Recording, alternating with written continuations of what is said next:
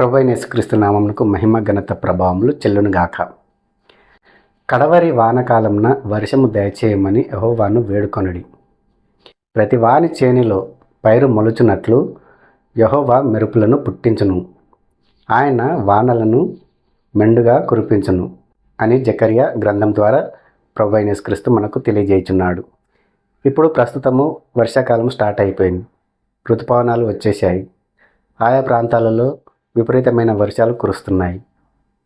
అలాగే తొలకరి వర్షంను కడవరి వర్షంను కురిపించేది ప్రభువైన యేసుక్రీస్తే. కాబట్టి కడవరి వానకాలం నందు కూడా వర్షము దయచేయమని ప్రభువైన యేసుక్రీస్తును మనము వేడుకోవాలి. ప్రతి వాని చేనిలో పైరు మొల్చే విధంగా ఆయన మెరుపులను పుట్టిస్తాడు. అలాగే వర్షంను సమృద్ధిగా కురిపిస్తాడు. కాబట్టి మనము చింతించవలసిన అవసరం లేదు, బాధపడవలసిన అవసరం లేదు. సకాలంలో ఆయనే పంటలను బహుగా పండిస్తాడు. కాబట్టి ఏ ఒక్క రైతు కూడా చింతించాల్సిన అవసరం లేదు. ప్రతి వాని చేనిలో ఆయన పంటలను పండించబోతున్నాడు, మెరుపులను పుట్టించబోతున్నాడు. కడవరి వానకాలంన అలాగే తొలకరి వానకాలంలో కూడా వర్షాలు కురిపించేది ప్రభువైన యేసుక్రీస్తే. ఆయన యందు మనము నమ్మకం ఉంచాలి, విశ్వాసం ఉంచాలి. ఏమాత్రము దిగులు చెందకూడదు, భయపడకూడదు. ఆయన మీద ఆధారపడి మనము జీవించాలి. కాబట్టి వర్షాలు కురిపించి పంటలు పండించేది ప్రభువైన యేసుక్రీస్తు. వర్షాలు బాగా పడి పంటలు బహు సమృద్ధిగా పండే విధంగా ప్రభువైన యేసుక్రీస్తును మనం వేడుకోవాలి. ఈరోజు ఈ వాగ్దానం చూస్తున్న మీ అందరికీ ప్రభువైన యేసుక్రీస్తు నామములో శుభాభివందనములు తెలియజేయుచున్నాను. ఈరోజు వాగ్దానము చదువుకుందాము రండి.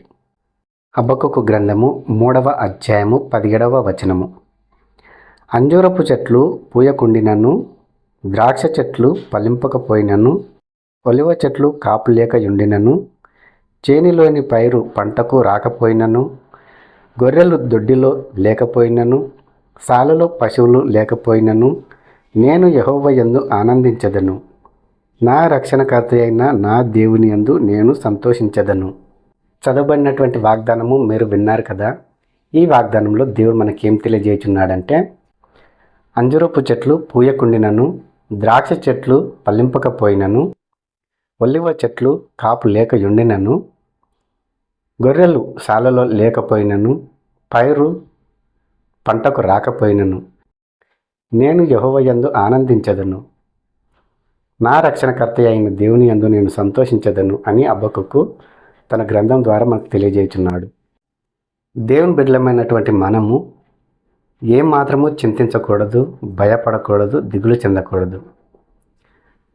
పొలంలో వేసినటువంటి పంట పండకపోయినా సరే, గొర్రెలు దొడ్డిలో లేకపోయినా సరే, సాలలో పశువులు లేకపోయినా సరే, అంజూరపు చెట్లు అలాగే ద్రాక్ష చెట్లు, ఒలివ చెట్లు పూత పట్టకపోయినా సరే, కాపు కాయకపోయినా సరే, మనము ఏమాత్రము దిగులు చెందకూడదు. ఎందుకంటే మనము జీవం కలిగిన దేవుని నమ్ముకొని ఉన్నాము. మనము ఆయన బిడ్డలము, ఆయన మేపు గొర్రెలము.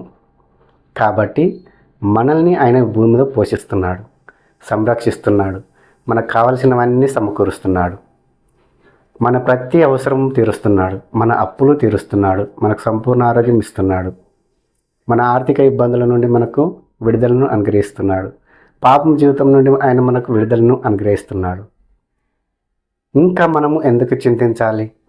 మీరు చింతించడం వలన మీ చింత యావత్తు మూరడు పెంచుకొనగలరా అని ప్రభు మనకు సెలవిస్తున్నాడు. కాబట్టి ఆయన యందు మనము నమ్మకం ఉంచాలి, విశ్వాసం ఉంచాలి. అంతేగాని మన సమస్యలను బట్టి మనము దిగులు పడకూడదు. ఒకవేళ శాలలో పశువులు లేకపోతే ఏమవుతుంది? ఏమి కాదు కదా. గొర్రెలు దొడ్డిలో లేకపోతే ఏమవుతుంది? ఏమి కాదు కదా. మనం వేసిన పంటలు పండకపోతే ఏమవుతుంది? ఏమి కాదు కదా. ఎందుకంటే మనల్ని సంరక్షించే దేవుడు మనకున్నాడు, మనల్ని పోషించే దేవుడు మనకున్నాడు. మనము దిగులు చెందకూడదు, భయపడకూడదు. ధైర్యంగా మనము ముందుకు సాగాలి. ఆయనే మార్గమై ఉన్నాడు. ఆ మార్గంలో మనం ముందుకు సాగాలి. మన విశ్వాసంను మనము నిరంతరం కాపాడుకుంటూ ముందుకు సాగాలి. దేవుడు మనల్ని ఒక ఉద్దేశంతో సృష్టించి ఈ భూమికి పంపించాడు. అంతేగాని ఏ కారణం లేకుండా ఏ మనుషుడు ఈ భూమి మీదకి రాలేదు. ప్రతి ఒక్కరిని ఏదో ఒక కారణం చేతనే ఆయన పుట్టించాడు. పుట్టించినటువంటి దేవుడు మనల్ని పోషించకుండా ఉంటాడా? సంరక్షించకుండా ఉంటాడా? మన అవసరాలు తీర్చకుండా ఉంటాడా? కాబట్టి మనం ఎందుకు దిగులు చెందాలి, ఎందుకు భయపడాలి, ఎందుకు చింతించాలి? మన చింత యావత్తు, మన దిగులు, మన భయం అన్నీ ఆయన మీద వేసి మనము ముందుకు సాగాలి తప్ప మనము లోకం వైపు కానీ, లోకంలో ఉన్నటువంటి సమస్యల వైపు కానీ, ఇరుకు ఇబ్బందులు శోధనల వైపు కానీ మనం ఏమాత్రం చూడడానికి వీల్లేదు. దిగులు చెందవలసిన అవసరం అంతకంటే లేదు. మనము దేవుని మీద ఆధారపడి జీవిస్తున్నాము. ఆయనే మనం ఆధారం చేసుకొని జీవించాలి తప్ప మనము సమస్యల వైపు ఏమాత్రం చూడకూడదు. ఒకవేళ చూశామో దుష్టుడు ఆ సమస్యను భూతద్దంలో మనకు చూపించి మనల్ని భయపెడతాడు. మనకున్న సమస్య చాలా చిన్నది, అది కొద్ది రోజుల తర్వాత మన నుండి దూరం అయిపోతుంది. కానీ ఆ సమస్యను చూసి మనం దిగులు చెందుతూ ఉంటాం, భయపడుతూ ఉంటాం, చింతిస్తూ ఉంటాం. ఎందుకు మనం చింతించాలి? దేవుడు ఉన్నాడు కదా, మనల్ని సంరక్షించడానికి, మనల్ని పోషించడానికి, మనల్ని ఆదుకోవడానికి, మనల్ని కాపాడడానికి. అన్ని విధాలుగా ఆయనే మనకు సర్వస్వం. అన్ని విధాలుగా ఆయనే మనకు తోడై ఉన్నాడు. అన్ని విధాలుగా ఆయనే మనల్ని చూసుకుంటున్నాడు. మనకు క్షేమంను దయచేస్తున్నాడు, మనల్ని సంరక్షిస్తున్నాడు. ఎందుకు మనము భయపడాలి, ఎందుకు దిగులు చెందాలి చెప్పండి? ఈ విషయాన్ని ప్రతి ఒక్కరు గమనించవలసిందిగా మిమ్మల్ని అందరినీ ప్రభు అయిన యేసుక్రీస్తు నామములో వేడుకుంటున్నాను.